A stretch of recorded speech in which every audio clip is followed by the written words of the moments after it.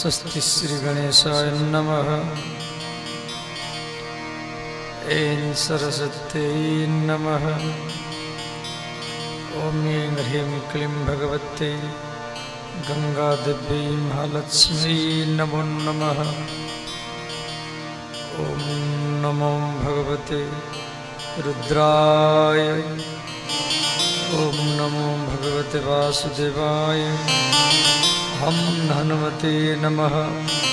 सद्गुरुवे नमः। सर्वेभ्यो देवेभ्यो नमो नमः।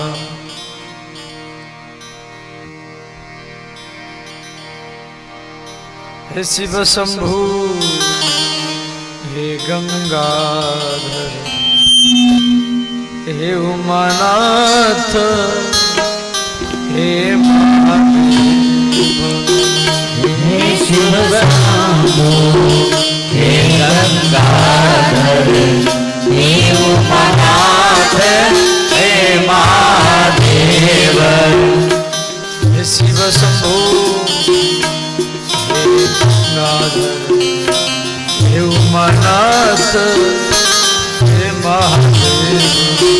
हे शिव शंभो हे गंगाधर हे उमानाथ हे महादेव। हे उमानाथ हे गंगाधर हे उमानाथ हे महादेव। हे उमानाथ हे गंगाधर हे उमानाथ हे महादेव। हे उमानाथ हे महादेव। हे उमानाथ हे महादेव। हे उमानाथ हे महादेव हे उमानाथ हे महादेव। हे शिव शंभो हे गंगाधर हे उमानाथ हे महादेव। हे शिव शंभो हे गंगाधर हे उमानाथ हे महादेव। हे शिव शंभो हे गंगाधर हे उमानाथ हे महादेव। हे शिव शंभो हे गंगाधर हे उमानाथ हे महादेव। हे उमानाथ हे महादेव। हे उमानाथ हे महादेव। उमानाथ हे महादेव। हे उमानाथ हे महादेव। बोले श्री शिव महापुराण की जय। व्यासदेव भगवान की जय। श्री काशी बनारस महाराज की जय। श्री अयोध्यानाथ भगवान की जय।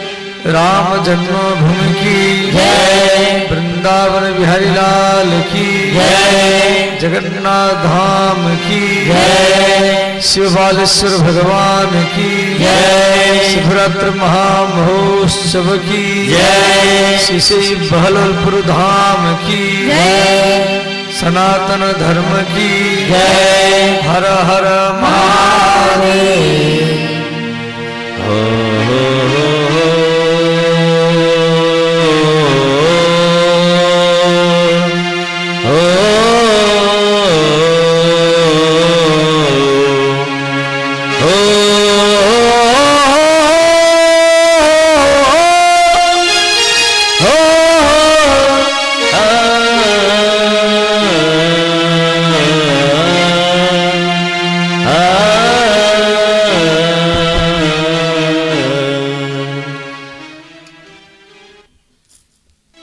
चित्सार सर्वस्व श्री गौर शंकर भगवान के चरण कमल का ध्यान करते हुए भगवत स्वरूप आप सब श्रोताओं के चरण में प्रणाम है। श्री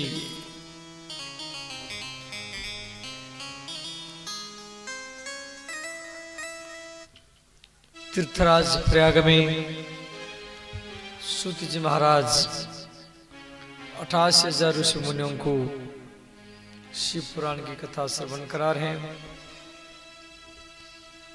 और वही कथा को हम लोग यहाँ पर श्रवण कर रहे हैं। तो ध्यान देना,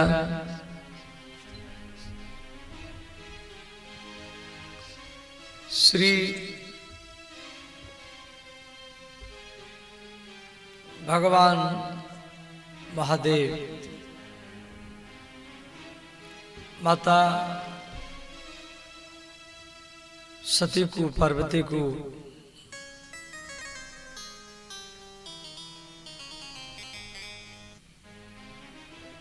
इस प्रकार ज्ञान का उपदेश दे रहे हैं। भगवान महादेव कह रहे हैं, हे देवी, इज्जत इति योग, योग माने जोड़ना।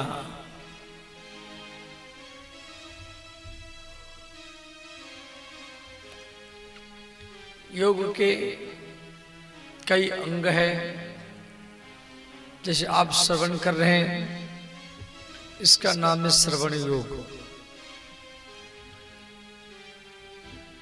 भक्ति योग, कर्म योग, ज्ञान योग, हठ योग, राजयोग, और ये सारा ब्रह्मांड ही योगमय है। तो योग के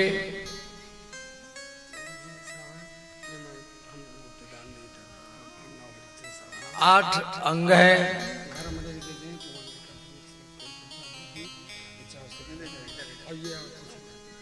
तो आसन, नियम, यम, प्राणायाम, प्रत्याहार, ध्यान, धारणा और समाधि, ये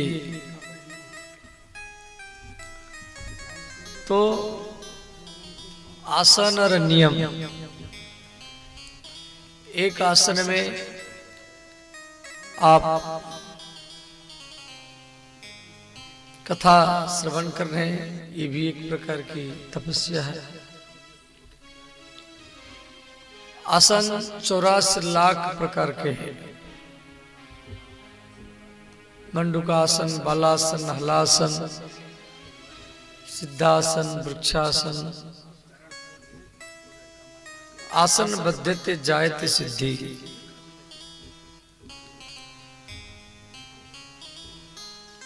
दूसरा है नियम। नियम को आप बनाएंगे तो नियम आपको भी बनाएगा। नियम कभी टूटना नहीं चाहिए किसी भी परिस्थिति में। शादी ब्याह में, अस्पताल में, ट्रेन में, बस में बहुत व्यक्ति नियम तोड़ देते हैं, तो नियम तोड़ना नहीं चाहिए।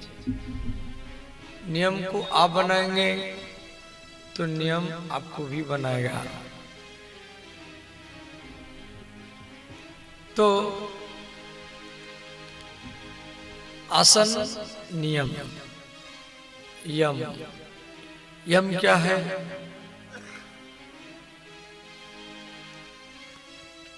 सच बोलना, मीठा बोलना, कम बोलना।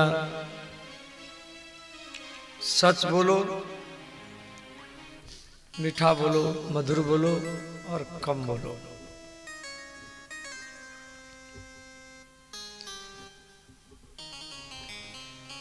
कई व्यक्ति सच बोलते परंतु मीठा नहीं बोलते, अकड़ करके बोलते, नाराज होकर के बोलते, तो सामने वाला व्यक्ति उसका बात नहीं मानता।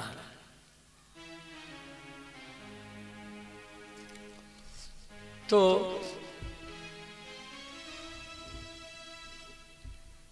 ब्रह्मचर्य पालन करना, ज्यादा संग्रह नहीं करना, आसन नियम यम प्राणायाम प्रत्याहार। प्रत्याहार माने इंद्रियों को अंतर्मुखी कराना, इच्छाओं को घटाना, इच्छाओं को दबाना। एक इच्छा पूर्ति करेंगे फिर दूसरा इच्छा पैदा होगी, उसको पूर्ति करेंगे फिर तीसरा इच्छा पैदा होगी, उसको पूर्ति करेंगे फिर चौथा इच्छा पैदा होगी, और ये सारा जिंदगी भर लगा रहता है। ये कभी इच्छा ये समाप्त नहीं होता है।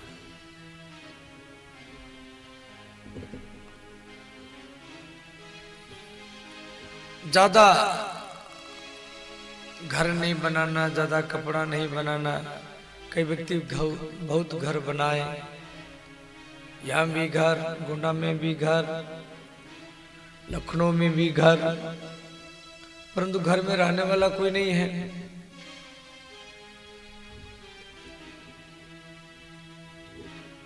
तो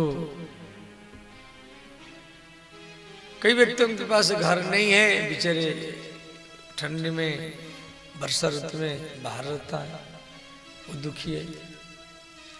कई व्यक्तियों के पास खाने के लिए नहीं है इसलिए दुखी है। कई व्यक्तियों के पास खाने के लिए सब कुछ है, तो डॉक्टर मना कर रखा मत खाओ, वो खा नहीं पाता है। कई व्यक्तियों के पास संतान नहीं है इसलिए दुखी है। कई व्यक्तियों के पास संतान है फिर भी दुखी है। क्यों? सब इधर उधर घूम रहे हैं, लड़ रहे हैं, ताश खेल रहे हैं, जुआ खेल रहे हैं। तो हर व्यक्ति कोई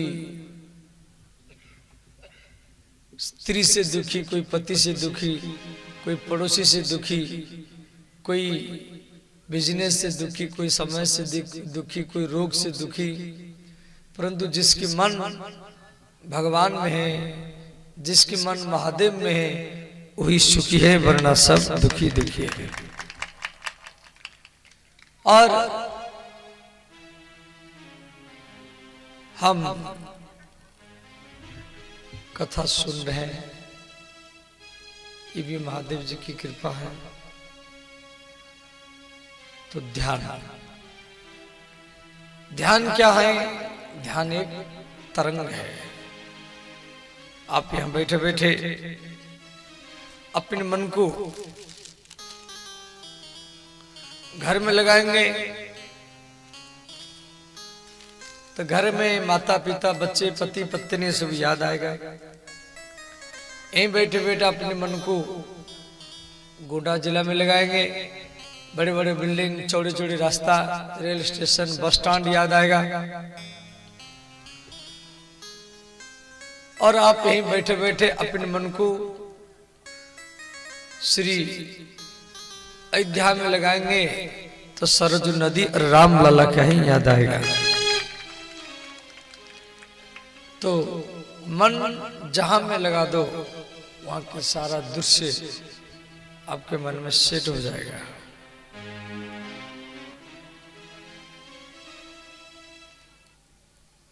तो ध्यान, धारणा और समाधि, ये योग के 8 अंग है।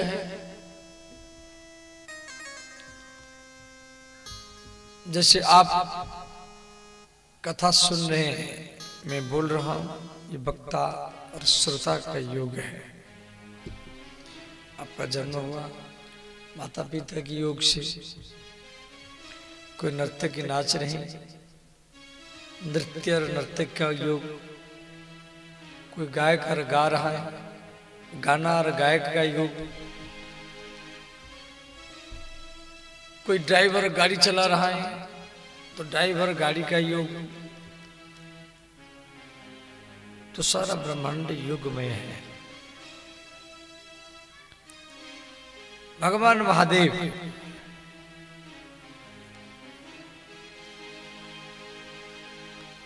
वर्णाश्रम के बारे में बता रहे हैं। ये 4 प्रकार के वर्ण हैं। ब्राह्मण, क्षत्रिय, वैश्य और शूद्र।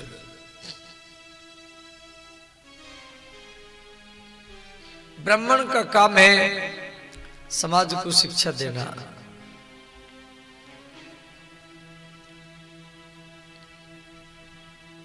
और क्षत्रियों का काम है समाज की सुरक्षा करना,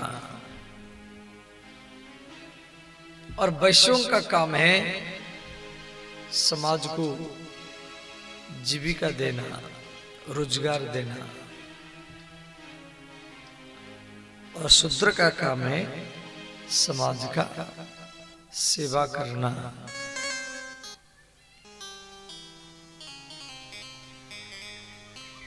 और ये चारों वर्ण हर क्षेत्र में आवश्यक है।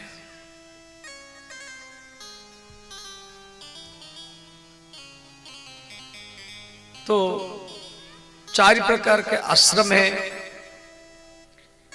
ब्रह्मचर्य, गृहस्थ, वानप्रस्थ और सन्यास। ब्रह्मचर्य आश्रम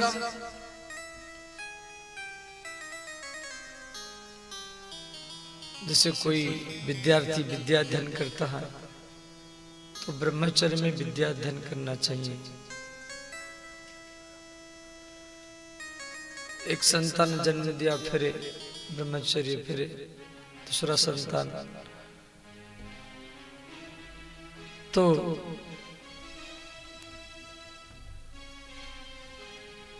और गृहस्थ, वानप्रस्थ और सन्यास। गृहस्थ का कर्म है जो घर में आया हुआ अतिथि का आदर करना, कोई भिखारी आया तो उसको वापस नहीं करना।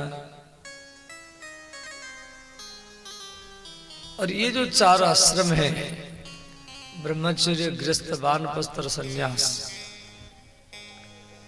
तो सन्यास और वानप्रस्थ और ब्रह्मचारी ये तीनों गृहस्थ के दरवाजा में जाकर के भिक्षा करता है। यदि गृहस्थ आश्रम नहीं रहेगा, ये तीनों आश्रम स्वतः मर जाएगा। और गृहस्थ, सन्यासी, वानप्रस्थ और ब्रह्मचारी का सेवा करके उसका पुण्य को, उसका तप को, उसका संयम को वो गृहस्थ प्राप्त कर लेता है।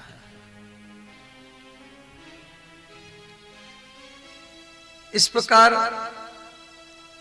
समाज में आश्रम व्यवस्था भगवान महादेव बनाए हैं। श्री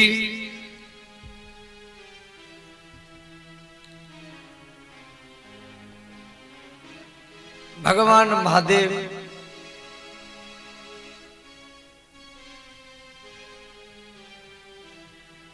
शंखचूड़, ध्यान, जलंधर आदि राक्षसों का उद्धार भी किए।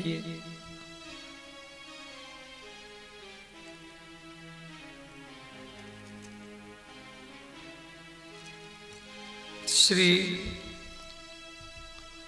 भगवान और शिव पार्वती जब शंखचूड़, ये भी बहुत बड़ा कर्मी राक्षस था, पहले इसकी शादी वृंदा के साथ हुआ, जो वृंदा भगवान को पति के रूप में पाने के लिए तपस्या कर रही थी, इसीलिए उस स्थान का नाम पड़ा वृंदावन। वृंदावन तुलसी। तो भगवान ब्रह्मा वृंदा को बोले, पहले आपका विवाह शंखचूड़ के साथ होगा, उसके बाद में भगवान कृष्ण को अप्राप्त करेंगे। वृंदा शंखचूड़ की पत्नी बनी और बड़ा महान पराक्रमी था।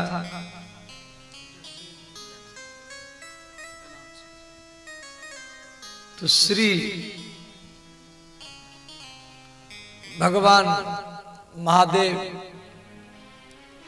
की कृपा से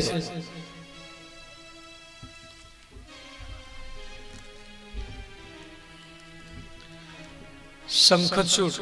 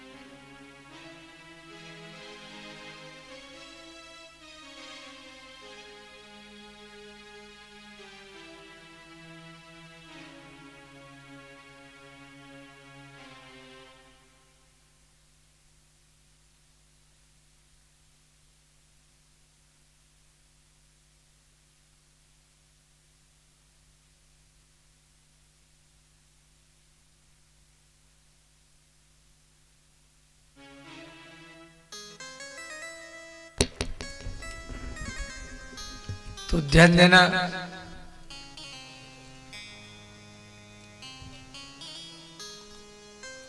भगवान महादेव शंखचूड़ का उद्धार किए और जलंधर वृंदा शिव पुराण में दिया गया है जे वृंदा जलंधर की भी पत्नी है।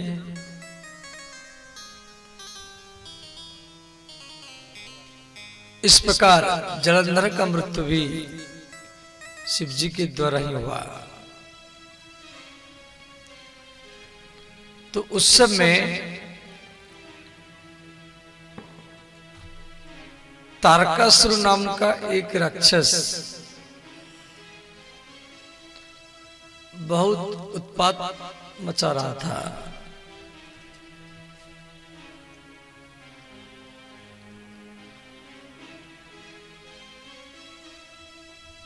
वज्रागंध की पुत्र तारकासुर बड़ा पराक्रमी था,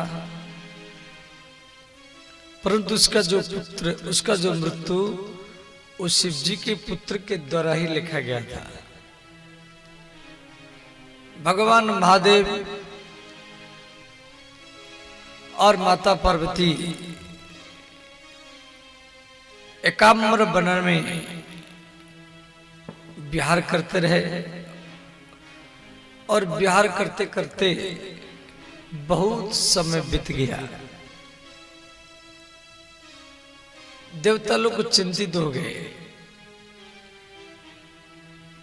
जे शिव जी की संतान अब तक नहीं हुआ। तो भगवान विष्णु, भगवान ब्रह्मा देवताओं को लेकर के कैलाश में आए और बोले भगवान महादेव कहाँ गए।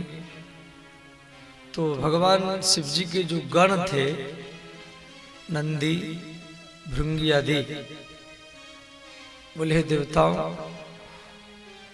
भगवान महादेव माता पार्वती के साथ इसी वन में प्रवेश किए हैं और हमको बोले यहीं पर रहना। कई वर्ष बीत गया, वो अभी तक नहीं आया। तो भगवान विष्णु सारे देवताओं को लेकर के वह वन के दरवाजा में भगवान महादेव को याद किए, नमः शिवाय मंत्र का जाप किए, तो देवताओं के पुकार को सुन करके श्री भगवान महादेव पार्वती को छोड़ करके देवताओं के पास में आए हैं।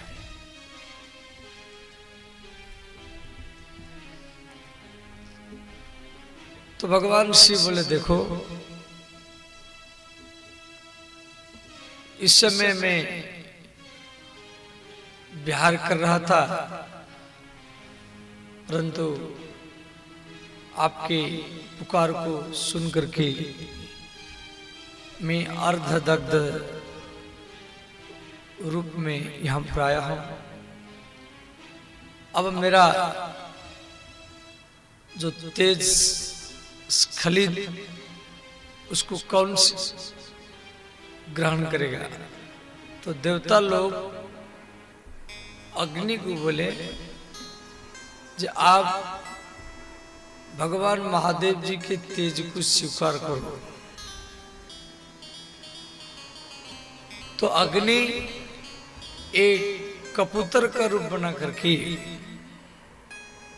भगवान शिव जी के तेज जो जमीन पर गिरा उसको वो पान कर लिया। तो देवी पार्वती देवताओं के ऊपर नाराज हो गए। पार्वती देवी देवताओं के ऊपर नाराज हो गई। ये देखो,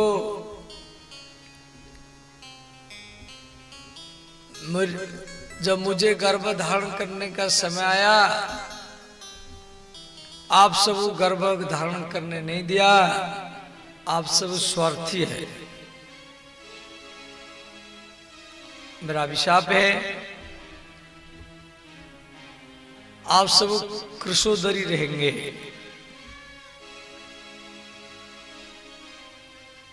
माने आपकी कोई संतान नहीं होगा। इसीलिए देवताओं की संतान जो पहले था उसके बाद नहीं होता है। देवियां कृशोदरी रहती हैं। तो अंत में जब अग्नि कबूतर के रूप में शिव जी के तेज को पान कर लिया, तो शिव जी के तेज का जो आशय है दाह्य को वो सहन कर नहीं पाया। देवता लोग अग्नि के मुख में ही भोजन करते हैं। आप जब अग्नि कुंड में स्वाहा करेंगे, इंद्राय स्वाहा, वरुणाय स्वाहा, सूर्याय स्वाहा, तो स्वाहा अग्नि की पत्नी है। देवता लोग अग्नि में आप जो आहुति देंगे वही भोजन देवताओं को मिल जाता है। अब अग्नि जब शिव जी के तेज को पान कर लिया, तो जितना सब देवता थे, इंद्र, वरुण, कुबेर, सूर्य, चंद्रमा आदि सब देवता शिव जी के तेज को सहन कर नहीं पाए। सब के गर्भ में शिव जी के तेज, केवल देवी नहीं देवताओं के, सब महादेव जी के पास आए। महादेव जी बचाओ बचाओ, हम आपके तेज को सहन कर नहीं पा रहे हैं। तो भगवान शिव मुस्कुराते हुए बोले, देवताओं आप सब उल्टी करो और मेरे पंचाक्षर ओम नमः शिवाय मंत्र का जाप करते हुए आप उल्टी करो और ये कष्ट से आप जल्दी दूर होंगे। तो सब देवता लोग उल्टी किए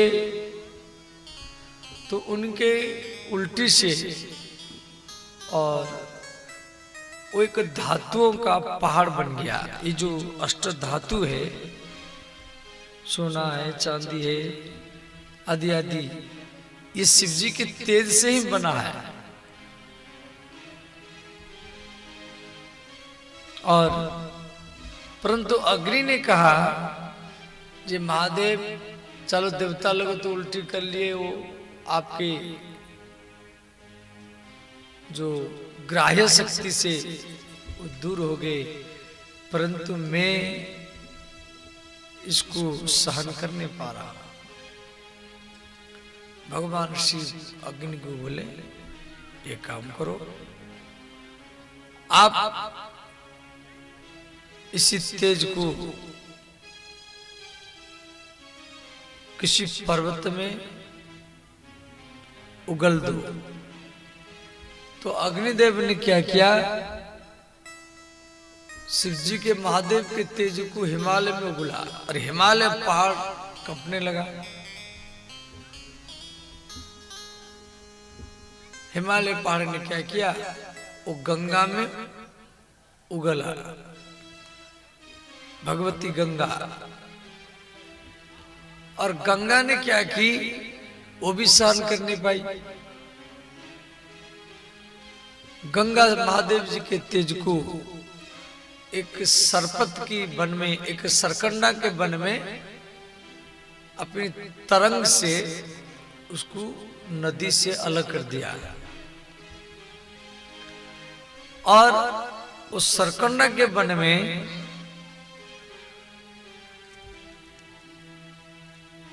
श्री ये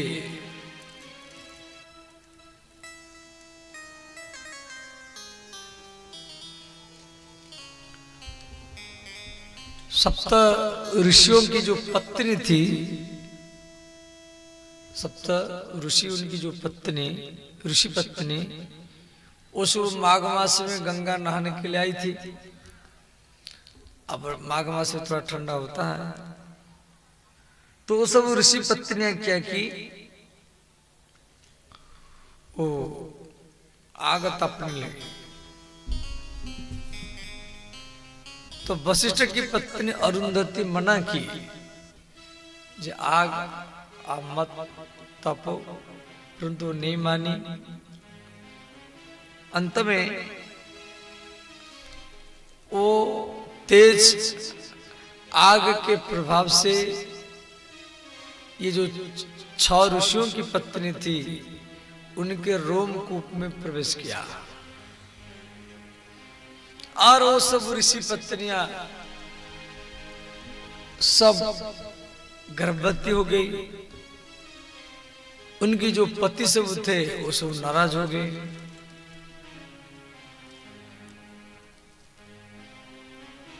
और इस प्रकार वो सब ऋषि पत्नियां वो तेज को सहन कर नहीं पाई, और वो फिर हिमालय में, फिर हिमालय गंगा नदी में, फिर गंगा नदी सरकंड के वन में वो तेज को लेके डाला। और सरकंडा के वन से, उसी तेज से एक बालक जन्म लिया।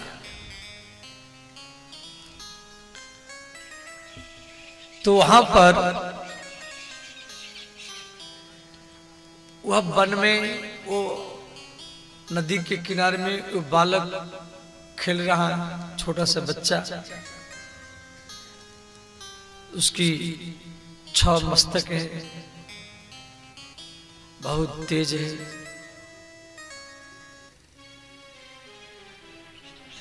तो उस समय 6 कृतिका नाम की 6 देवी है, वो उसी वन में आई।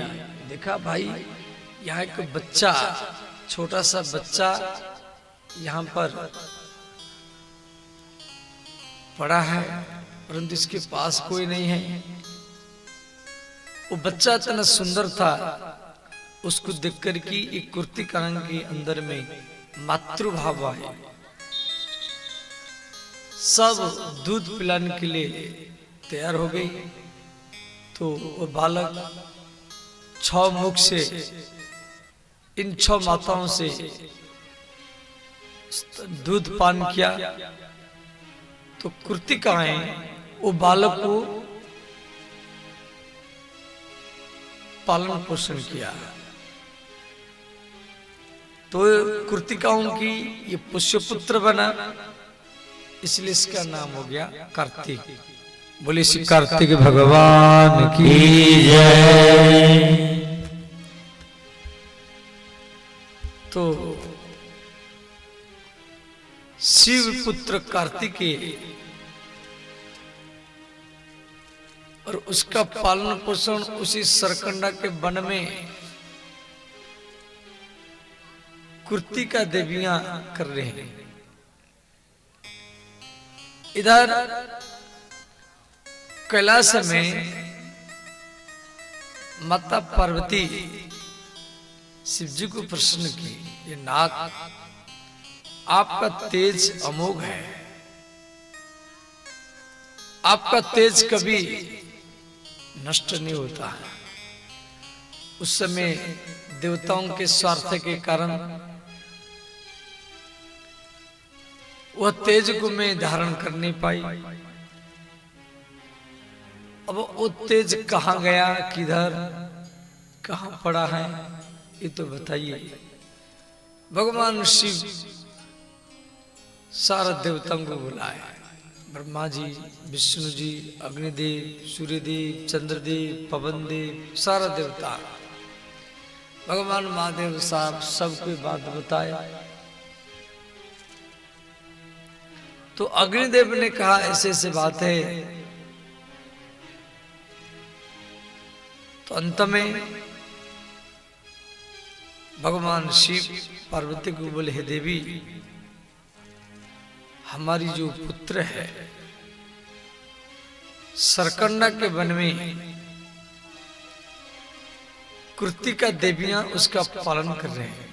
माता पार्वती सुन करके रोने लगी।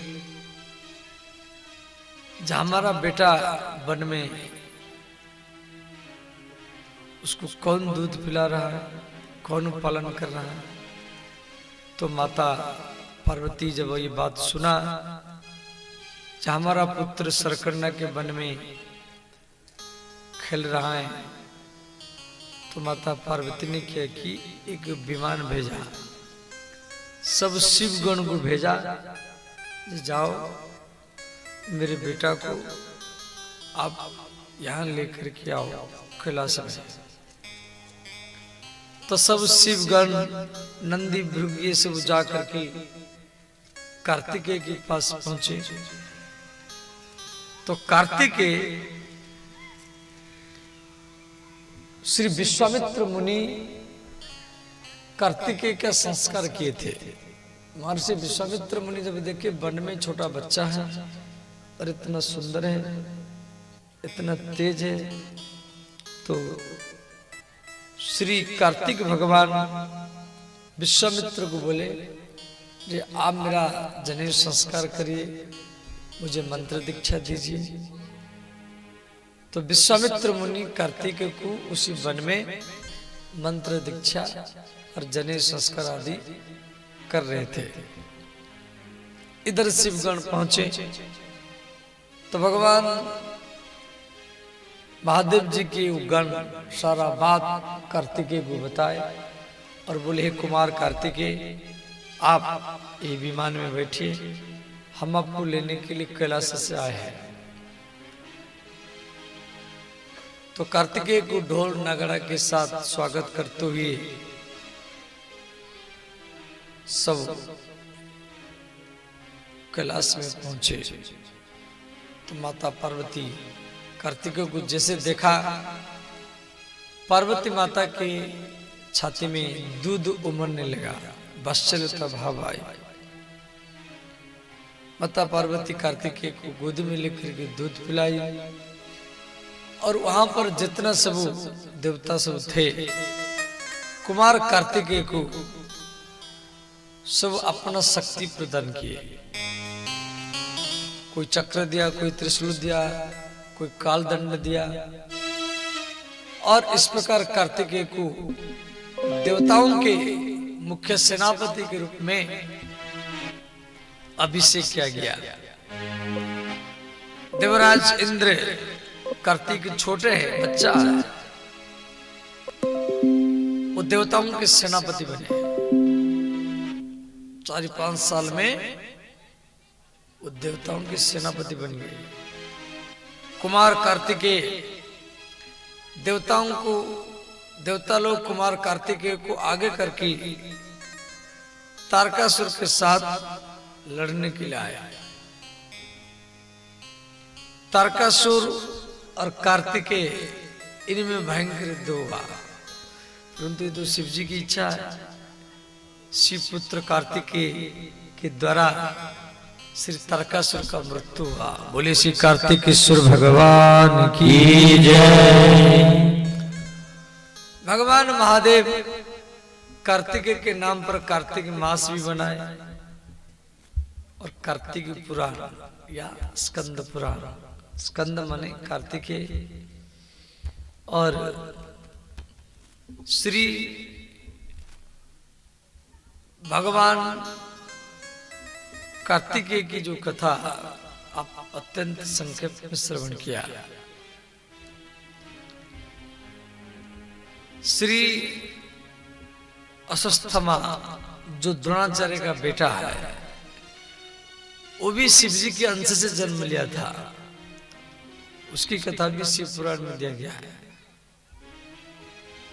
श्री दुर्वासा जो सती अनुसुईया के पुत्र थे, अनुसुईया के 3 पुत्र हैं, दत्तात्रेय, चंद्रमा और दुर्वासा। दत्तात्रेय भगवान विष्णु के अंश से, चंद्रमा ब्रह्मा के अंश से, और दुर्वासा ये शिव जी के अंश से, ये सती अनुसुईया से जन्म लिए। ये दूब घास खा कर रहते थे, ब्रह्मचारी भी रहे। तो दुर्वासा जी भी भगवान शिव जी के अवतार। श्री पिपलाद मुनि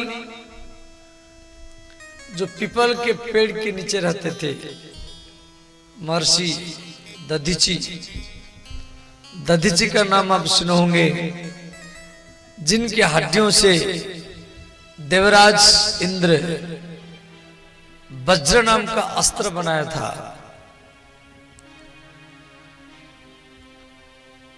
तो श्री वृत्रासुर को मारने के लिए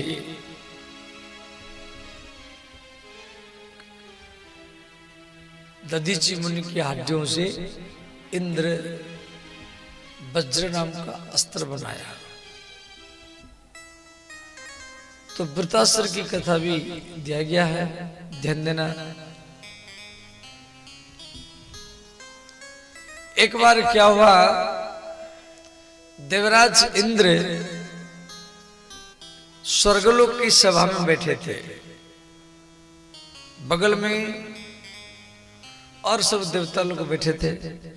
तो वहां पर गुरु बृहस्पति आया, देवताओं के गुरु बृहस्पति।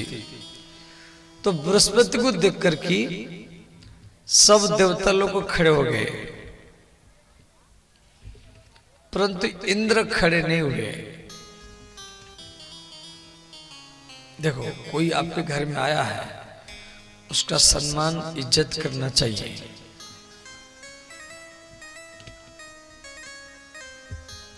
और प्रणाम आदि करना चाहिए। जो समाज को झुका देता है वो बड़ा नहीं होता है, उसके अंदर में अहंकार बढ़ जाता है। जो समाज के सामने झुक जाता है वही बड़ा ही होता है। सता झुकता वही है जिसमें जान होती है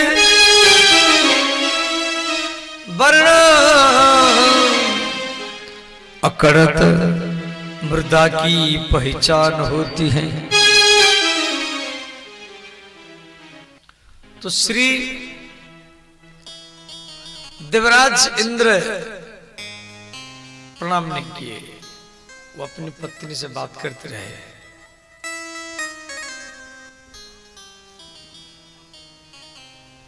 गुरु बृहस्पति चले गए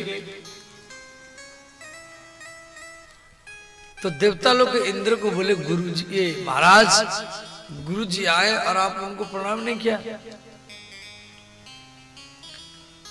तो इंद्र को अच्छा नहीं लगा, भाई गुरु जी आए और हम प्रणाम नहीं किया, आसन से भी नहीं उठा और हम अपनी पत्नी से बात करते रहे।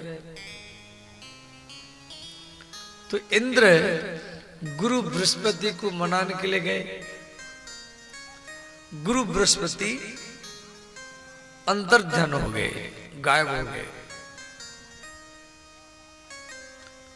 देवता लोग को गुरुहीन हो गए।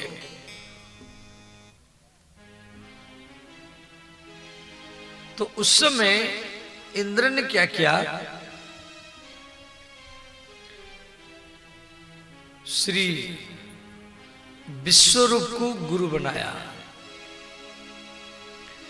ये जो विश्वरूप था ये त्वष्ट्रा का बेटा था, इसको गुरु बना करके उससे नारायण कवच प्राप्त किया। तो विश्वरूप के जो पिता हैं ब्राह्मण हैं और मां राक्षसी है। वो हवन कुंड में अपनी मां को भी आहुति देता था।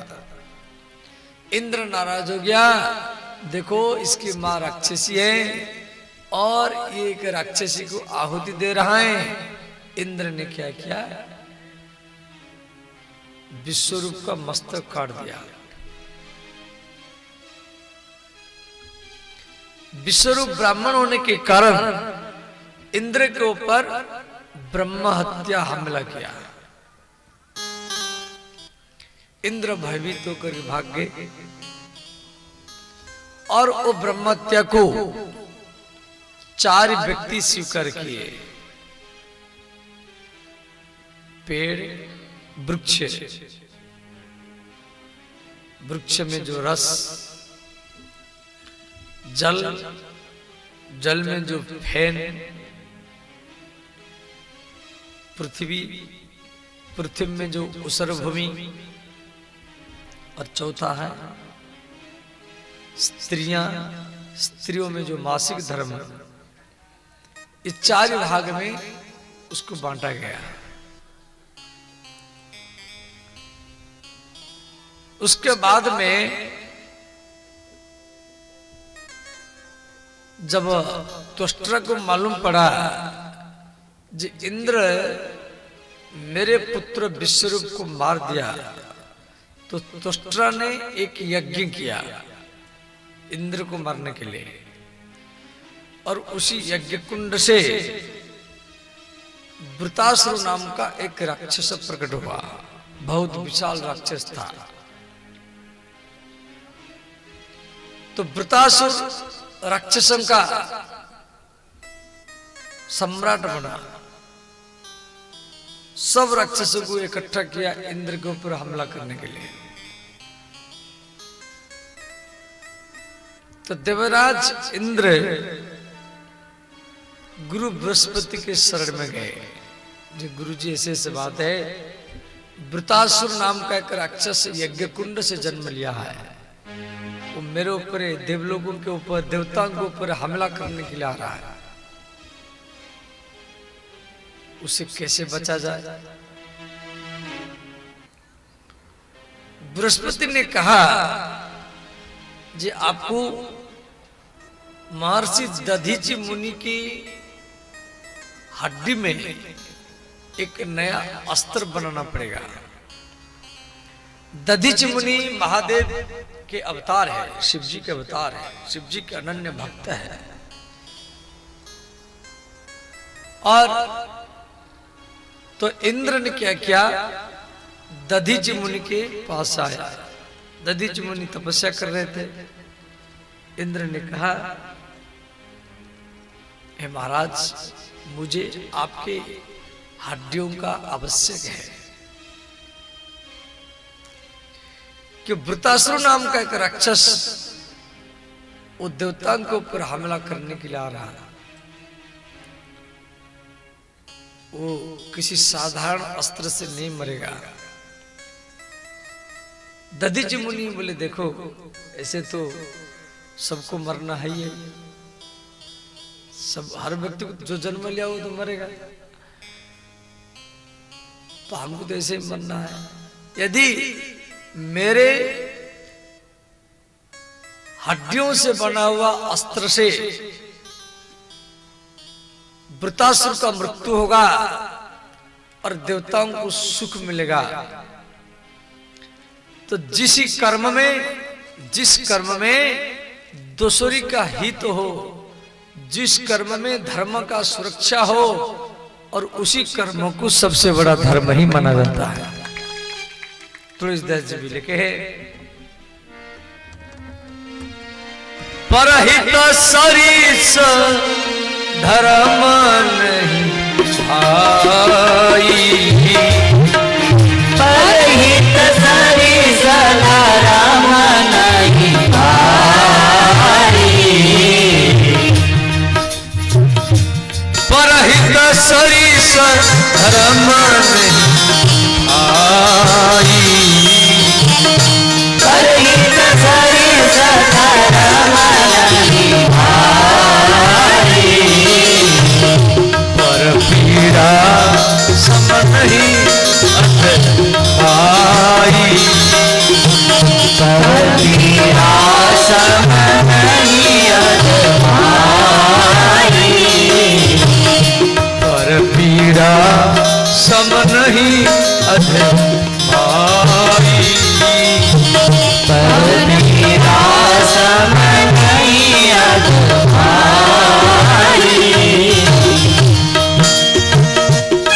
हर हर महादेव सब का ये दोनों हाथ उठा दो।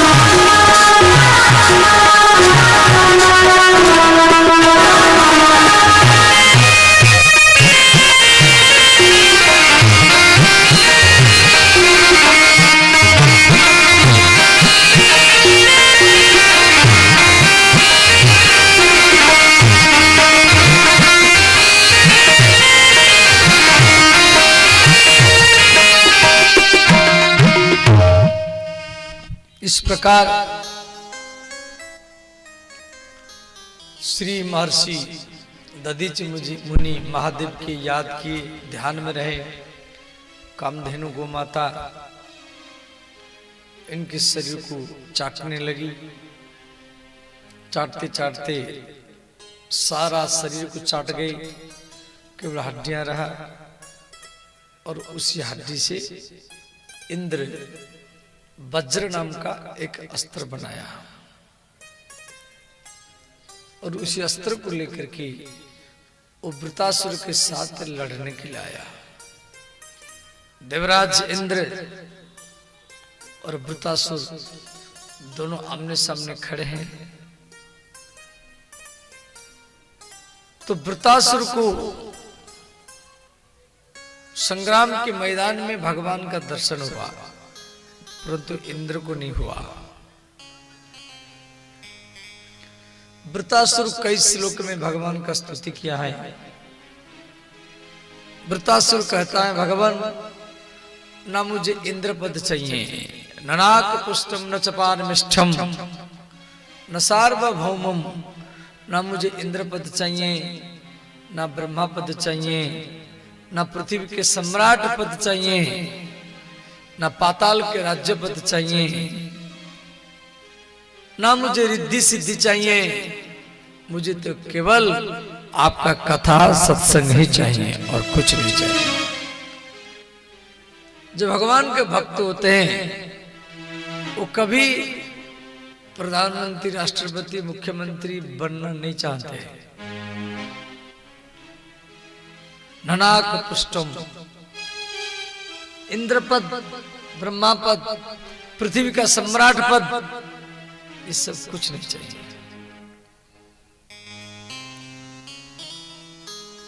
श्री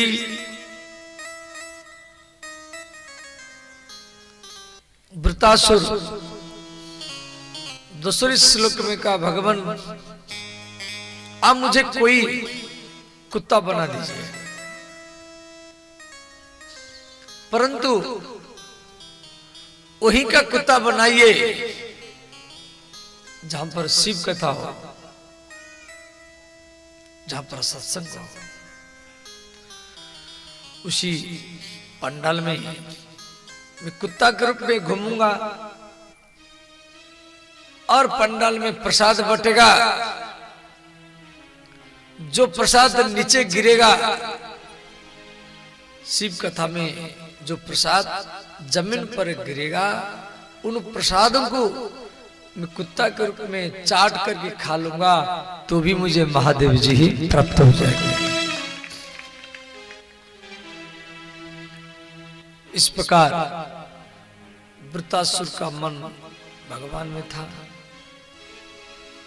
तो इंद्र वज्र से वृतासुर को मार डाला। श्री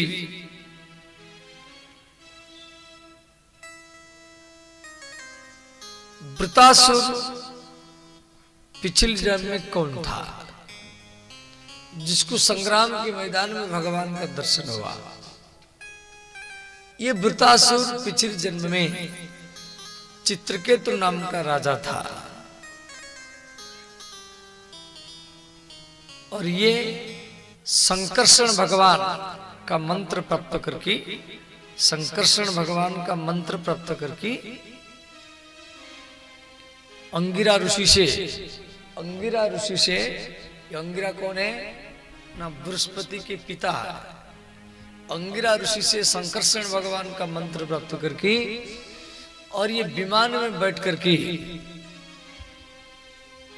वैकुंठ जा रहा था, परंतु इसका जो विमान है एक कैलाश पहाड़ के ऊपर जा रहा था और कैलाश में भगवान महादेव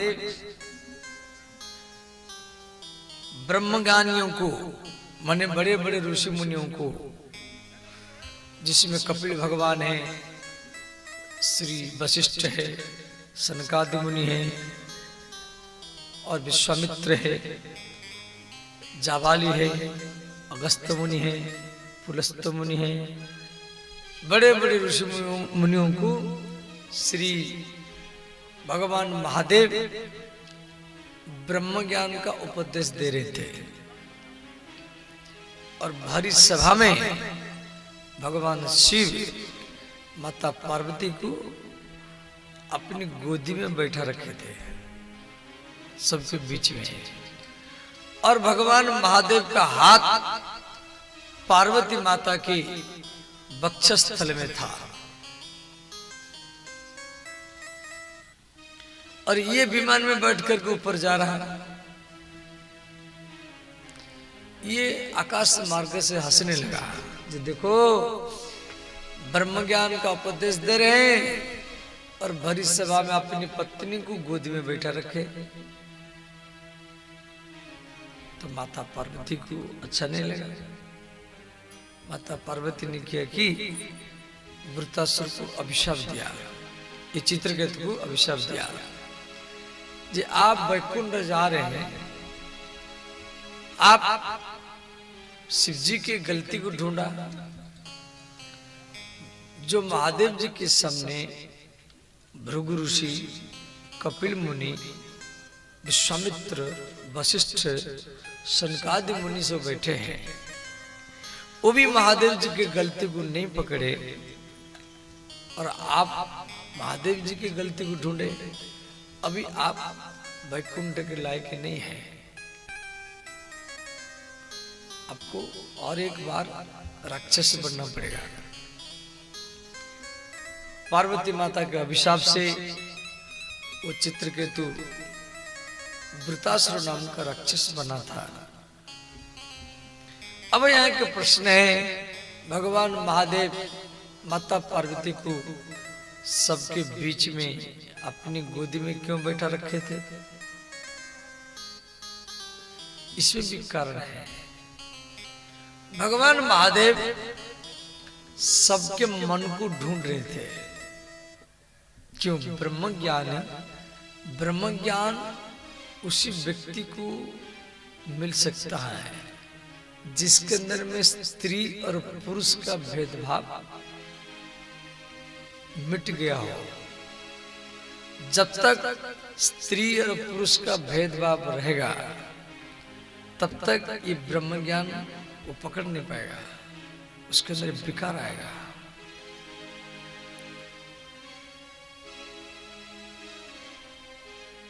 और भगवान जान करके भरी सभा में माता पार्वती को अपनी गोद में बैठा रखे थे। यदि इसके मन में विकार रहेगा तो ये मेरी गलती को ढूंढेगा,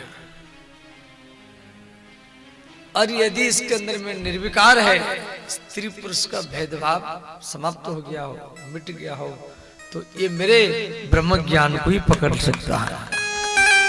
साधारणतः जो बड़े बड़े योगी होते हैं, सिद्ध पुरुष होते हैं, वो कभी भी स्त्री और पुरुष में भेदभाव नहीं रखते हैं।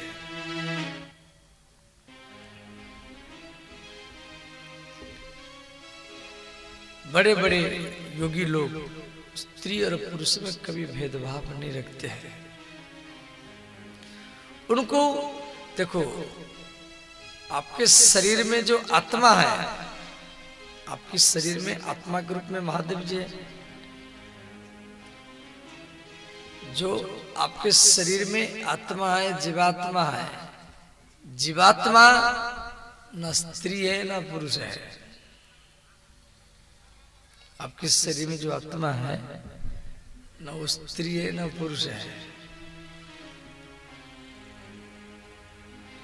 शरीर के ऊपर जो ढक्कन है, ढक्कन क्या है? आत्मा के, जीवात्मा के ऊपर जो ढक्कन है, ढक्कन क्या है? न देह है, शरीर है।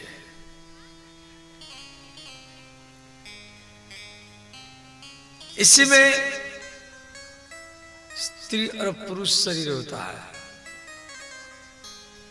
परंतु विशुद्ध जो ब्रह्म ज्ञान है वो इसी शरीर से ऊपर है।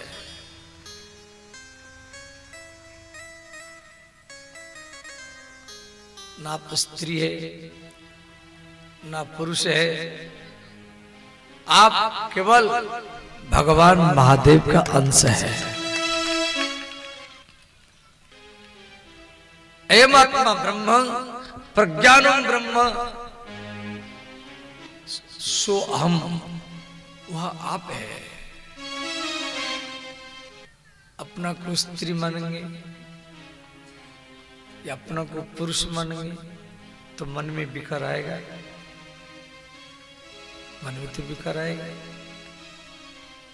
और ये विकार को हटाने के लिए कई व्यक्तियों को कई साल लग जाता है।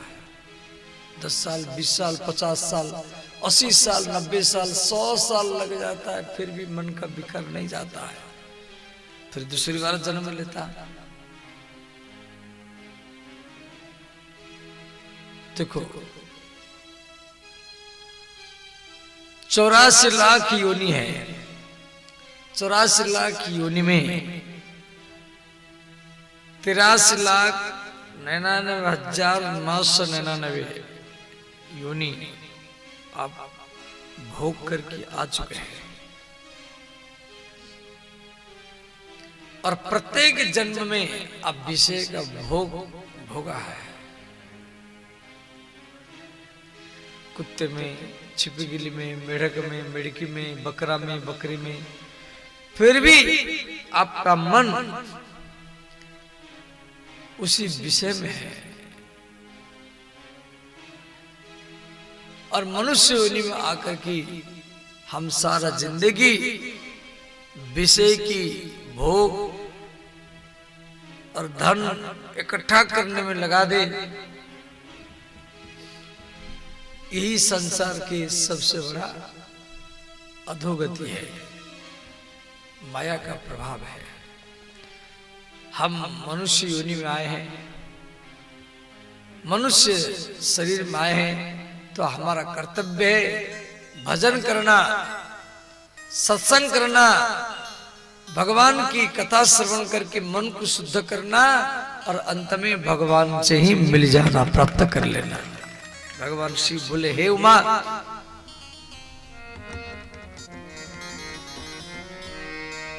उमा कहूँ मैं अनुभव पेना, उमा कहूँ मैं अनुभव पेना, उमा कहूँ मैं अनुभव अपना, उमा कहूँ मैं अनुभव अपना।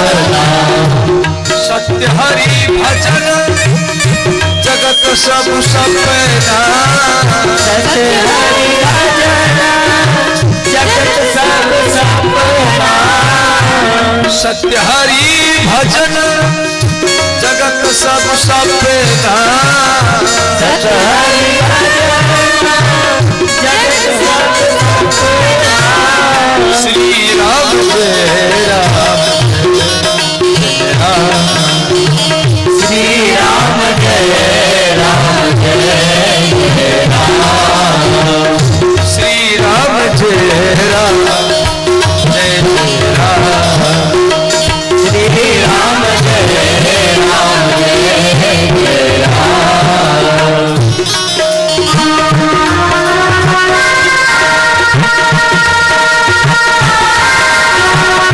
सब गाइए तो हाथ उठा कर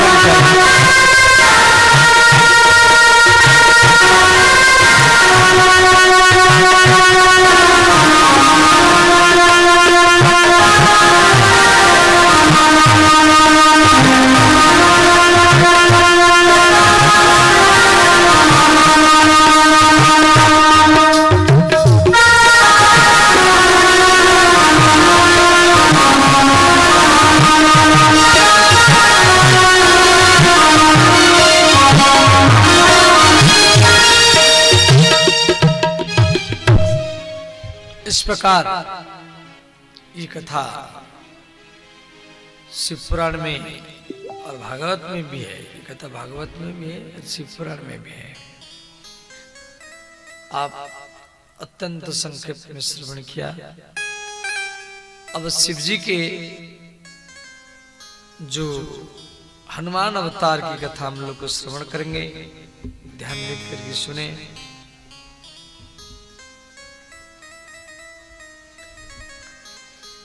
श्री अतः परम शृणु प्रीत्या हनुमत चरितम मुनेः यथा चकारासु हरो लीलास्त द्रुपदवराः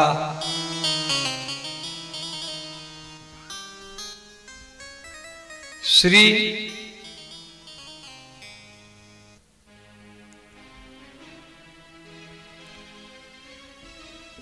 भगवान महादेव हनुमान का रूप बना करके श्री राम जी की सेवा किए। जब रावण के अत्याचार में सारा देवता लोग दुखी थे और पृथ्वी आदि देवियां देवताएं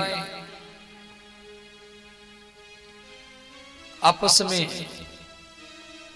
चर्चा किए, तो भगवान श्री नारायण आकाशवाणी सुनाए, जे देवताओं मैं पृथ्वी पर जन्म लूंगा और मेरे लीलाओं का आनंद लेने के लिए आपको भी पृथ्वी पर जाना पड़ेगा। तो श्री भगवान का बात को सुनकर के देवता लोग आपस में चर्चा किए। तो ब्रह्मा जी बोले, देखो हम जाम्बवंत बन करके जाएंगे, हमें जाम्बवंत बन करके जाएंगे और राम जी की सेवा करेंगे। इंद्र ने कहा, मैं बाली बनकर के, मैं पृथ्वी पर बाली बनकर के जाऊंगा और अंगद जैसा पुत्र जन्म करूंगा जो राम जी की सेवा में रहेगा। भगवान सूर्य बोले, हम सुग्रीव बनकर के जाएंगे, सुग्रीव बनकर के जाएंगे पृथ्वी पर, राम जी की सेवा करेंगे।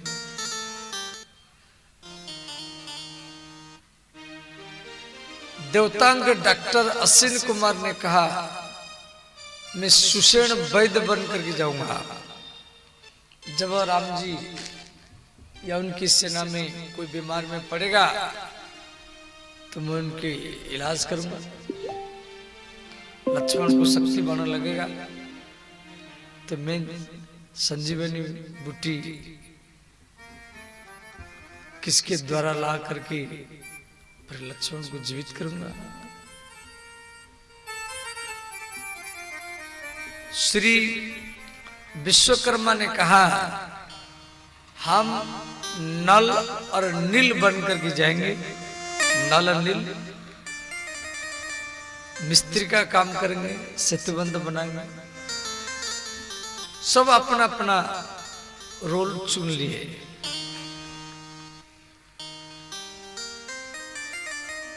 तो भगवान शिव बोले, देखो देवताओं, आप तो सब अपना अपना रूप पसंद कर लिया और हमारा पसंद है जब मैं स्वयं हनुमान बन करके ही राम जी का सेवा ही करूंगा।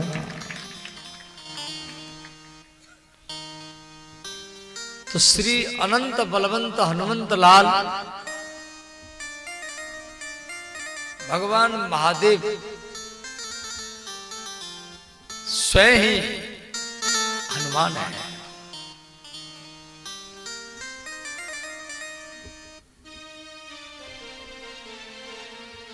तो श्री जब सीता माता के पता करने के लिए सुग्रीव सारा बांदर सेना को 4 भाग में बांटा, पूर्व दिशा की ओर, पश्चिम की ओर, उत्तर की ओर, दक्षिण की ओर।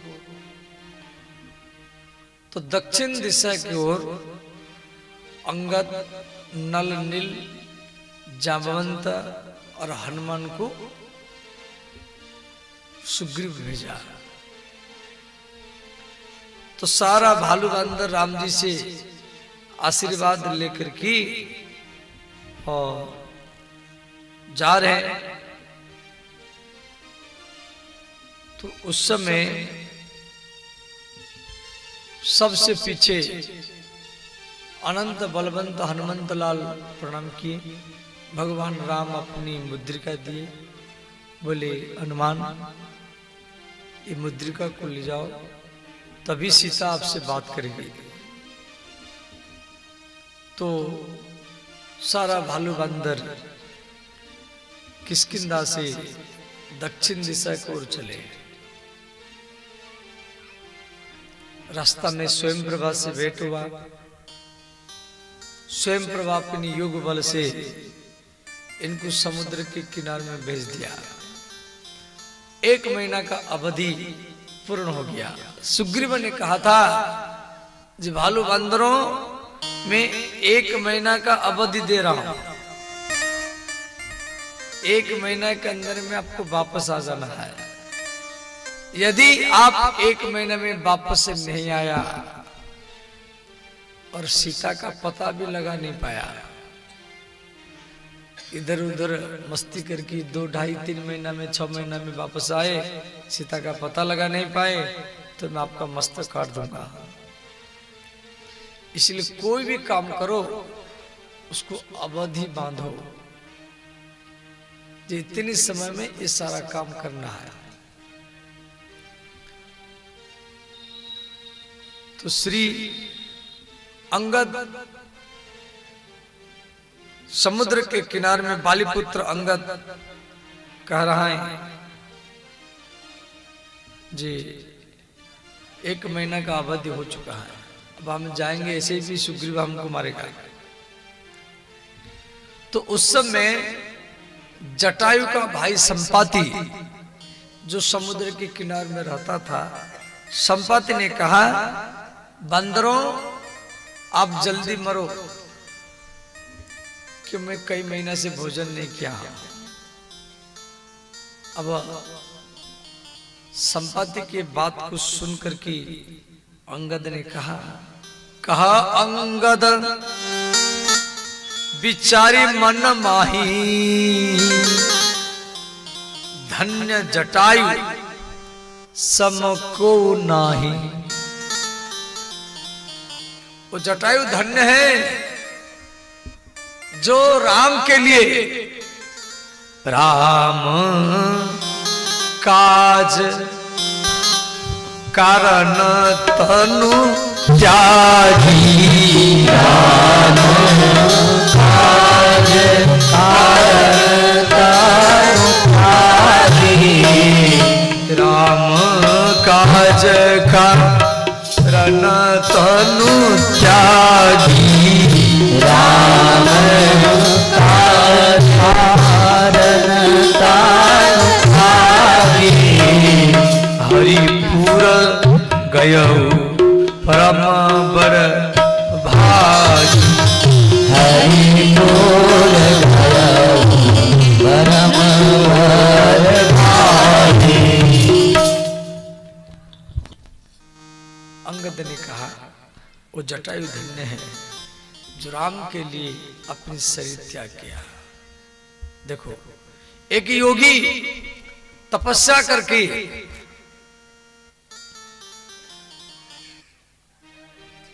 जिस वैकुंठ को प्राप्त करता है, एक लड़ने वाला व्यक्ति, एक सिपाही जब युद्ध के मैदान में लड़ते लड़ते